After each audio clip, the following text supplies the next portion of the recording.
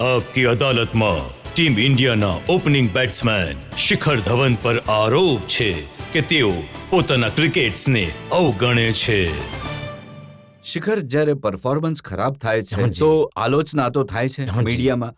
તમે કોઈનું સાંભળતા નથી, ગણકારતા નથી જરા પણ? નહીં, હું કોઈનું નથી સાંભળતો, નથી ગણકારતો, અને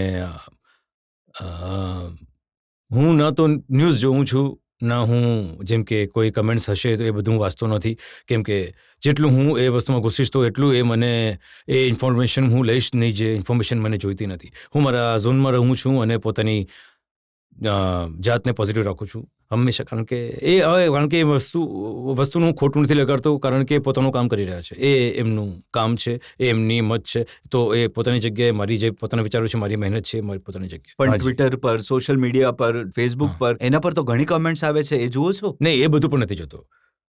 મને ખબર છે કે જો હું સારું કરીશ તો સારું બોલશે, જો ખરાબ કરીશ તો ખરાબ બોલશે, તો એમાં કોઈ નવી વસ્તુ નથી લાગતી. તો મને તો જ્યારે પણ શરૂઆત હતી ત્યારે તો જોતો હતો થોડું, પણ હવે એના પછી યુ ઓવરગ્રો થિંક, અને હવે મને જરૂર નથી પડતી જો. તો કોઈની પરવા નથી? નહીં, પરવા નથી એટલે હું બેફિકર છું. બેપરવા નહીં, હું બેફિકર છું. પણ હવે વાઇફ તો તમારી ખીજાતી હશે ઓછું perform હા, કરવા? બિલકુલ. એક તો વાઇફ છે, ઉપરથી બોક્સર છે. બિલકુલ. એમની એક્સ્ટ્રા કેર કરું છું, અને શું કહે છે કે શરૂમાં મને બિલકુલ યાદ છે કે જ્યારે મારી વાઈફ પહેલું વર્ષ હતું તો પહેલી IPLમાં જ્યારે આવી, આજથી 7 વર્ષ પહેલાં, તો હું મેચ રમીને આવ્યો, આઉટ થઈ ગયો જલ્દી, તો હું અંદર આવ્યો, મેં કહ્યું ચાલો હવે હક કરું છું. હક જ નહીં કર્યું ગુસ્સામાં. તો મેં કહ્યું શું થયું યાર? તો કે એ કહે છે કે શું શોટ માર્યા, what should did you played? મેં કહ્યું શું થયું? કે યાર આટલો ગુસ્સો તો મારા કોચ નથી કરે જેટલો ગુસ્સો તું કરે છે. તો મેં કહ્યું કે યાર આ વધારે પ્રેશરવાળી સિચ્યુએશન થઈ ગઈ હતી ગ્રાઉન્ડ પર. મેં કહ્યું કે ત્યારે પોતાને રિલેક્સ કરવું પડશે. એના પછી એ સમજી ગઈ કે એને સપોર્ટની જરૂર છે. તો આ બોક્સર વાઇફને શોધી ક્યાંથી તમે?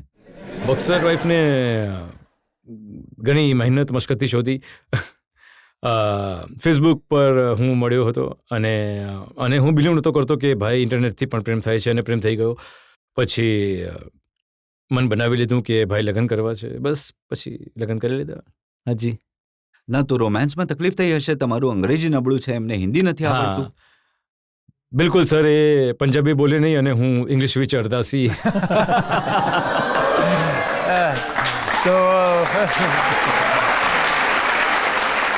તો પણ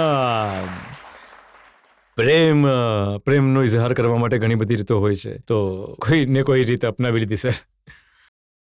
તો એમને માટે પણ કોઈ શાયરી કહો છો તમે? એમને માટે બે ઘણા પત્ર લખ્યા છે. લવ લેટરનો જમણો તો ગતો રહ્યો, પણ મેલ લખ્યા. મેલથી મેં ઘણા રોમેન્ટિક મિજાજનો છું હું, તો ઘણા બધા પત્રો લખ્યા છે મેલ પર એમને માટે. બિલકુલ. હાજી, બસ હાજી. તો હજી રોમાન્સ ચાલુ છે? હજી પણ લખો છો?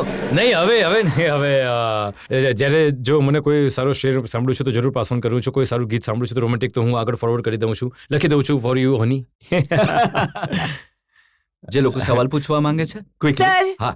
સર, જેમ કે અમને બધાને ખબર છે હમણાં લાસ્ટ વર્લ્ડ કપમાં તમને ઇન્જરી થઈ ગઈ હતી, તો એ જે સિચ્યુએશન હતી તમારે માટે ઓવરકમ કરવું અને ટૂર એકદમથી છોડી દેવી, કેવું ફીલ થતું હતું? જ્યારે એ થયું તો ઓફકોર્સ દુઃખ લાગ્યું, but I am emotionally very very strong. તો એવું નથી થતું કે કોઈ વસ્તુ મને વધારે ડાઉન કરી દે કે વધારે પડતી ખુશી આપી દે. I always make sure that I am very balance. પણ મને જેમ કે થોડું દુઃખ લાગ્યું કે ભાઈ થઈ ગયું, but that's again part of a parcel for field. આમાં એજો થતી રહે છે. આ મારું જોઈએ તો 8મું 9મું ફ્રેક્ચર હતું મારા હાથનું, તો થઈ ગયું. અને એના પછી મને ખબર હતી કે હવે ભાઈ હું પાછું જવાનું છે, તો પાછો આવી ગયો. પણ મને ખુશી હતી કે જેટલું પણ હું ત્યાં રહ્યો, હું આપણી ટીમ માટે જેટલું પણ કરી શક્યો, જેટલી મારામાં તાકાત હતી એ મેં કર્યું છે ત્યાં જઈને. Thank you sir. Thank you. Dhoni બીજાના મગજ ઘણી સરળતાથી વાંચી લે છે. હાજી, હા, બિલકુલ. આ એક મોટા લીડરની ક્વોલિટી હોય છે, અને એમને ખબર હોય છે કે ભાઈ કયા પ્લેયર પર એ કેટલો દાવ લગાડશે, કયા પ્લેયરનો કયો હુનર છે, કેટલી બેટિંગ કરાવવાની છે પ્લેયરને. તો તૈયાર કરાવવાનું એમને ખબર છે કે એક પ્લેયરને ચેમ્પિયન પ્લેયર કઈ રીતે બનાવવામાં આવે છે. તો ત્યારે તમે જોયું હશે કે ધોનીભાઈના કે એરામાં જ્યારે એમણે કેપ્ટન્સી કરી છે તો એટલી ટીમ જીતી છે, અને કેટલું સારું કર્યું છે છોકરાઓએ. એ એટલા મોટા ફિનિશર છે, હાજી. પણ લોકો એ જુએ છે કે છેલ્લે સુધી બનાવી રાખે છે હાજી. ટેન્શન. હાજી ઈચ્છે તો 2 ઓવર પહેલા પણ જીતી શકે છે, પણ છેલ્લી ઓવર સુધી કેમ બનાવી રાખે છે? જો એનું જે સસ્પેન્સ છેલ્લે સુધી રહે છે તો એની મજા અલગ રહે છે, અને એમને એ તો ચલો એક પણ એમને પોતાના પર ભરોસો છે, અને આ એક ઘણી મોટી ક્વોલિટી છે કે એમની જે નર્વસ પૂરી કંટ્રોલમાં રાખે છે અને આટલું છેલ્લે સુધી લઈ જાય છે અને આટલું પોતાની જાતને બેક કરે છે, તો ઇટ્સ અ બિગ થિંગ. એમાં કોઈ શક નથી. ધોની જેવા પ્લેયર ઘણી મોટી વાત છે, ઘણા મોટા પ્લેયર છે, અને તમારું સૌભાગ્ય છે કે એમની સાથે બિલકુલ, રમવાની તક બિલકુલ. મળી. બીજા લોકો જે સવાલ પૂછવા માંગે છે, મેં સાંભળ્યું છે કે તમે વેજીટેરિયન બની ગયા છો, તો કોના કારણે વેજીટેરિયન બન્યા છો? Thank you. હું વેજીટેરિયન બની ગયો છું, મને 1 વર્ષ થઈ ગયું છે વેજીટેરિયન બનીને. આઈ બિલીવ ઇન એનર્જી, ઓર જેમ કે હું જેમને સાંભળું છું, જેમ કે શિવાની દીદી, બ્રહ્માકુમારીઝના જે હું ઘણા સાંભળું છું, ઇવન સદગુરુજી છે એમને પણ ઘણું સાંભળું છું. તો જ્યારે મને સમજ પડી કે આ નોનવેજ એનર્જી જે છે એ નેગેટિવ છે, એમાં ફિયર છે, તો તેને આઈ રિયલાઇઝ કે મને એનર્જી નથી જોઈતી. તો હું એવું ખાવાનું નહીં ખાઈશ જેનાથી મને એનર્જી આવે છે, એ ઇમોશન આવે છે. તો એ હંમેશા કહે છે કે જેવું અન્ન એવું મન. તો હવે હું કોશિશ કરું છું, સમજી વિચારીને ખાઉં છું કે શું ખાઉં છું, નથી ખાતો. એ મારું રીઝન છે. Thank you sir. Thank you. જે ઘણા બધા યંગસ્ટર્સ તમારી વાત સાંભળી રહ્યા છે, એમને જણાવો કે ફિટનેસ માટે શું કરવું જોઈએ.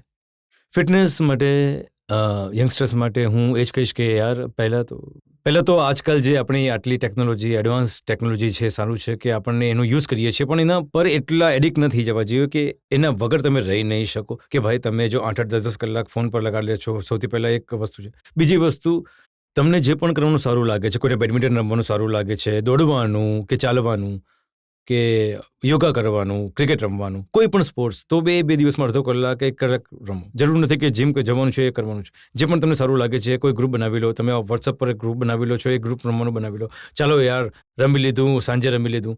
જો સવારે ઉઠીને જલ્દી ઉઠીને એકવાર જો તમે એકવાર કરી લેશો, તો એના પછી તમારી વસ્તુ તમારા રસ્તા પરથી હટી જશે. પછી તમે આખો દિવસ તમને જે કરવું છે તમે કરી શકશો.